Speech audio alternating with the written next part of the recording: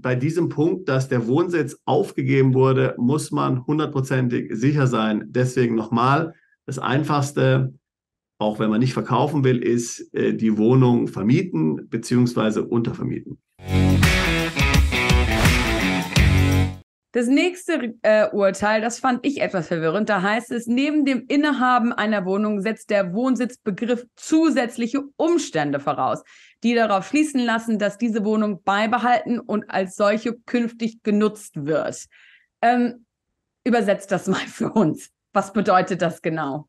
Ja, genau, ein sehr interessanter Punkt. Es spielt so ein bisschen auf das gleiche Thema an, was wir schon oben gesagt haben. Also eine Wohnung alleine zu haben, ist nach Maßgabe dieses Gerichtsurteils nicht ausreichend, um hier einen Wohnsitz in Deutschland zu schaffen. Ja. Wenn ich also letztlich nochmal hier ein bisschen nach oben scrolle, da steht ja auch, bei einem länger als auf ein Jahr angelegten Auslandsaufenthalt wird der Wohnsitz nicht beibehalten, wenn zwischendurch nur Aufenthalte ohne Wohncharakter stattfinden, auch wenn die alte Wohnung noch genutzt wird. Das ist so ein bisschen im Grunde ein ähnlicher Punkt hier. Ja, das heißt, die Wohnung alleine zu haben, wenn aus dem Gesamtkontext deutlich wird, dass die Wohnung im Grunde nie nutze, weil ich tatsächlich eine Festanstellung im Ausland habe, die mir nur ermöglicht, aufgrund meiner gesetzlichen Urlaubstage nach Deutschland hin und wieder zurückzukehren. Und dieses Mandat im Ausland ist auf mehrere Jahre ausgelegt, oder diese Expat-Position. Ja, dann ist diese Wohnung, und hier würde ich jetzt das EU-Recht letztlich ansprechen wollen. Ich würde sagen, im internationalen Kontext außerhalb der EU gilt dieses Urteil im Grunde genommen nicht, sondern innerhalb der EU.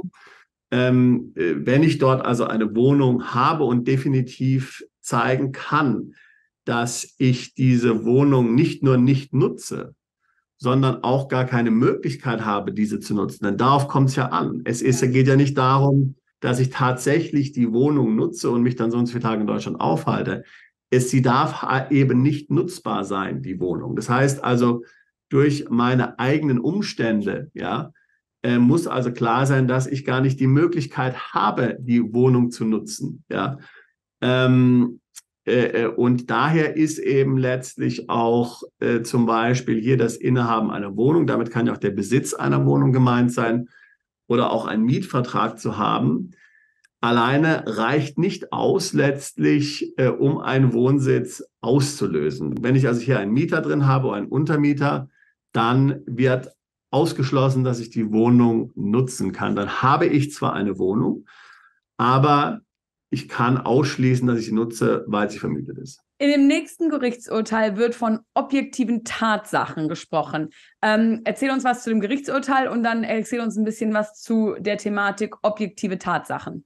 Genau, also im Gerichtsurteil heißt es, aus objektiven Tatsachen ist im Wege einer Prognose im Einzelfall zu schließen, ob die Wohnung künftig genutzt werden soll. Ein sehr wichtiger Punkt.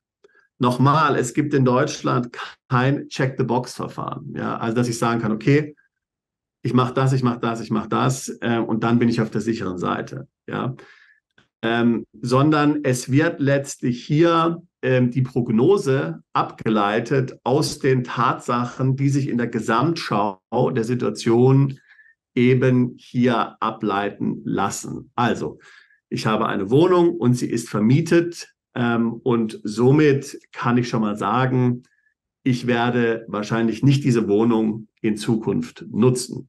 Ich habe eine Wohnung, bin aber das ganze Jahr im Ausland, habe nur wenig Urlaub, selbst wenn ich den in Deutschland nutze, möglicherweise unschädlich. Ja. Das heißt, es wird im Grunde genommen hier ein Gesamtbild erstellt und die Finanzbehörden entscheiden basierend darauf, ob ich jetzt tatsächlich diese Wohnung noch nutzen kann oder nicht. Ähnlich geht es in dem 7. Gerichtsurteil, und zwar geht es da um Erholungs- und Besuchszwecke und wie man die Wohnung in diesem Zusammenhang nutzen kann. Genau, also hier wird gesagt, die Wohnung wird nicht beibehalten und künftig genutzt. Ja, das heißt im Grunde genommen, man ist nicht in Deutschland unbeschränkt steuerpflichtig, wenn nur ein gelegentliches Verweilen während unregelmäßig aufeinander folgender Zeiträume zu Erholungs- und Besuchszwecken stattfindet. Also wieder mal ein sehr interessanter Punkt, den hier dieses Gericht hier entsprechend geurteilt hat. Das ist so im Grunde genommen, schlägt man so in die gleiche Kerbe wie auch schon die anderen Urteile. Wenn du eine Wohnung hast und du kannst zeigen, dass du sie nicht nutzt oder nur sehr selten nutzt für Besuche, ohne eine Regelmäßigkeit, also zu sagen zum Beispiel, ich bin jeweils die erste Woche jedes Monats in Deutschland und nutze die Wohnung, das wäre ja schon ein Problem. Ja? Denn damit bist du ja dann schon aus irgendeinem Grund mit einer gewissen Regelmäßigkeit in Deutschland, daraus wird abgeleitet, dass du möglicherweise in Kombination mit der Wohnung unbeschränkt steuerpflichtig bist. Ja. Aber zu sagen, ich komme einmal im Jahr für 3 Wochen dorthin und das ist einmal im Dezember, einmal im Januar und einmal im Sommer, das wäre möglicherweise in Ordnung. Die Realität ist natürlich, wer will schon eine leerstehende Wohnung haben? Ja? Man will die ja in der Regel vermieten. Das ist ja schon alleine ein Sicherheitsproblem möglicherweise. Also das heißt, ob das jetzt wirklich in der Praxis hier sehr viel Zustimmung findet, das heißt, dass man sagen kann, okay, ich lasse meine Wohnung leer stehen, wer weiß. Ähnlich ist es auch bei dem 8. Gerichtsurteil und da geht es um auch wieder kurzfristige Aufenthalte für Ferien oder Feiertage. Genau. Wir nehmen vielleicht den 8. und den 9. zusammen. Also das heißt Nummer 8, nicht ausreichend für die Wohnsitzannahme ist ein kurzfristiger Aufenthalt zu Feiertagen oder Ferien von 2 bis 3 Wochen pro Jahr. Ebenso nicht ein 2-jähriger Leerstand wäre Punkt 9. Ich fange vielleicht mit Punkt 9 an. Wenn du deine Wohnung verkaufen willst, aber es sind noch verschiedene Dinge, die sich hier in die Länge ziehen. Weißt du, du willst die Wohnung noch renovieren oder es ist gerade eine schlechte Marktsituation, du willst dich verkaufen. Die Wohnung steht 2 Jahre leer, sind keine Möbel drin und so weiter und so fort. Dann gilt diese Wohnung, auch wenn du sie in Deutschland hast, nicht als Wohnsitz. Ja. So, jetzt kommen wir zu dem Punkt 8. Die Wohnsitzannahme ist auch dann nicht gegeben und damit sind wir wiederum hier letztlich kongruent zu den anderen Urteilen. Hier allerdings spezifisch gesagt, wenn du zu Feiertagen oder 2 bis 3 Wochen pro Jahr in dieser Wohnung bist, dann hast du möglicherweise hier keine Wohnsitzannahme des Finanzamts zu befürchten. So, es ist natürlich so, man muss natürlich hier sagen, dass bei den meisten dieser Fälle, die sind nachvollziehbar und die sind logisch. Dennoch, ich würde jedem Mandanten raten, hier sehr vorsichtig zu sein. Man ist auf der sicheren Seite, wenn man die Wohnung tatsächlich vermietet, das Haus vermietet, die Wohnung untervermietet. Es ist meiner Erfahrung nach so, wenn jemand sagt, naja, ich möchte gerne die Wohnung behalten, ich möchte nicht untervermieten und sowas, dann ist dahinter letztlich immer der Gedanke zu sagen, so, wenn ich in Deutschland bin und vielleicht relativ häufig, dann will ich nicht im Hotel übernachten, sondern dann will ich letztlich in meinem eigenen Haus übernachten und so weiter und so fort. Und damit sind diese ganzen Punkte, von denen wir jetzt hier gesprochen haben, 2 bis 3 Mal pro Jahr für 2 bis 3 Wochen und so, schon alle nicht mehr gegeben. Ja. Dann habe ich eine feste Planung, dass ich in Deutschland sein werde, regelmäßig zu beruflichen, geschäftlichen oder anderen Zwecken. Und dann ist die Frage, ob hier sich ein Wohnsitz befindet oder nicht, schon lange nicht mehr so eindeutig zu beantworten wie in diesem Gerichtsurteil. Also muss da unheimlich strikt sein, strikt mit sich selbst. Ansonsten droht die unbeschränkte Steuerpflicht in Deutschland. Sebastian, können wir diese Liste zu den Shownotes stellen? Ja, werden wir machen. Okay, dann eine Sache, als ich dir so zugehört habe, oder 2 Dinge sind mir aufgefallen. Zum einen, wie komplex die Situation doch eigentlich ist und zum anderen, wie individuell sich die Situationen angeschaut werden. Also das, was vielleicht für mich funktioniert, wird vielleicht nicht für dich funktionieren und meine Situation wird ganz anders sein als die Situation von einem Dritten. Wie kannst du Mandanten in dieser Situation zur Seite stehen?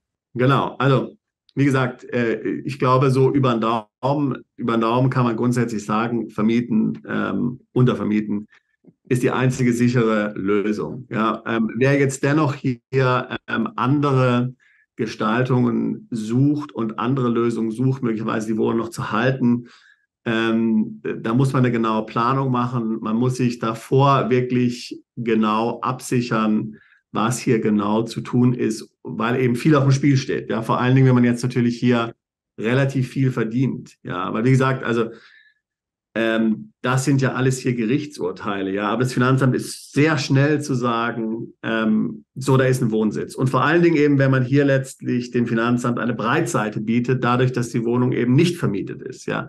Man kann diese Breitseite komplett vermeiden, wenn man die Wohnung schlicht und ergreifend einfach vermietet.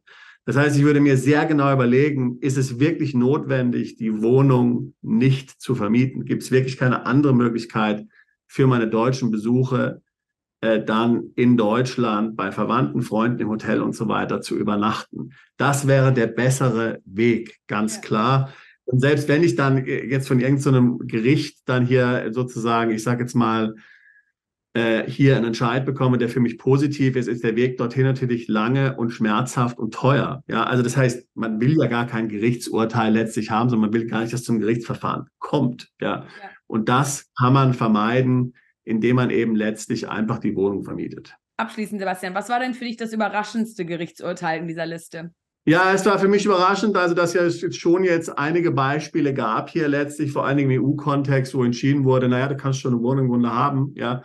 Ich mag mich erinnern, dass frühe Gerichtsurteile hier doch sehr viel einseitiger waren und auch nicht so nuanciert. Hier ist ja schon sehr nuanciert. Also kannst du Wohnung haben, aber 2 mal 3 Wochen und so, solange das es nicht überschreitet. Also das fand ich auf jeden Fall interessant. Ich glaube ehrlich gesagt nicht, dass dadurch der Wohnsitzbegriff aufgeweicht wird. Ja. Ich glaube nur, dass er hier weiter ich sage mal, spezifiziert wird und weiter im Grunde es hier zu Klarstellungen kommt, die bisher nicht vorhanden waren. Ja, ich glaube, wie gesagt, grundsätzlich lautet die Regel, vermieten, untervermieten, alles andere sind Sonderfälle. Super, Sebastian. Vielen, vielen Dank. Ich habe mal ausgerechnet, wir müssten, glaube ich, wir haben 14 Tage und wir haben 55 Kisten, also müssten wir so pro Tag ein paar Kisten und dann wird es schon. Hoffen wir das Beste. Ich meine, man sagt ja mal so, also Scheidung, Tod und Umzug sind so die traumatischen Erlebnisse, die man haben kann, ja. Ja, aber also ich hoffe es. Weißt du, im Endeffekt, es muss gemacht werden. Also da kannst du dann irgendwie austicken, so viel wie du willst. Und dieses Mal ist es ja nicht so emotional behaftet, wie es auf dem Umzug. Also als wir aus England hierher gezogen sind, da sind wir aus unserem Haus ausgezogen und es war also Sachen, die eingelagert werden, Sachen, die entsorgt werden, Sachen, die mit uns kommen müssen. Und diesmal ist es einfach, klar, hier muss ein bisschen was ausgemistet werden, aber der Rest kommt einfach mit und damit hat sich dann die Sache. Bist du Unternehmer, Freiberufler oder Investor? Zieht es dich schon lange ins Ausland? Mach heute den ersten konkreten Schritt in eine Zukunft mit mehr Geld und mehr Freiheit. Buche ein Beratungsgespräch mit Sebastian und seinen Kollegen. Unsere Kanzlei unterstützt Mandanten wie dich dabei, deine Steuerlast legal zu reduzieren, Vermögen aufzubauen und zu schützen und deine persönliche Freiheit zu maximieren. Profitiere jetzt von unserem Fachwissen und unserem Netzwerk. Gehe zu mandatierung.com und werde Mandant unserer Kanzlei.